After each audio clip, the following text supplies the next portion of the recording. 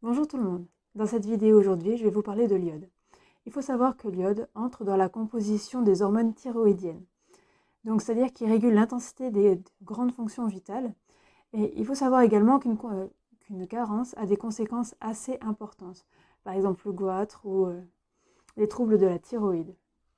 Il est possible d'en trouver dans notre alimentation en France, mais il faut souvent se supplémenter. Il faut savoir également que des sels de très haute gamme ou le sel d'Himalaya ne contiennent absolument aucune dose d'iode en fait, donc ça n'a aucun apport là-dessus.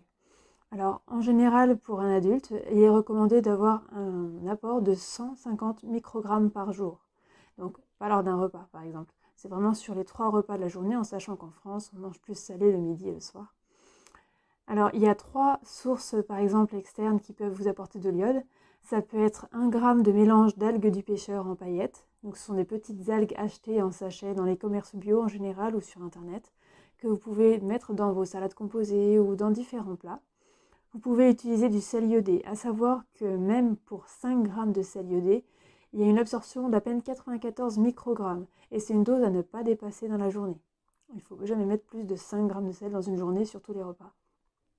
On peut également utiliser de l'algue kombu, donc 0,08 g suffisent pour apporter 100 microgrammes d'iode en fait.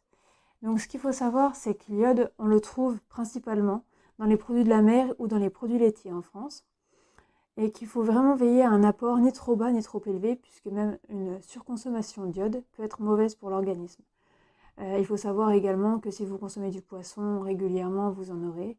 Donc voilà, il y a des alternatives végétales, il y a aussi des suppléments que vous pouvez prendre dans la journée. Alors, il y a aussi des suppléments qui peuvent se prendre à la semaine, c'est à vous de voir. Donc voilà, j'espère que ça vous a apporté des réponses. Si vous avez des questions ou des remarques, laissez-moi un commentaire et je vous souhaite une agréable journée. Prenez soin de vous.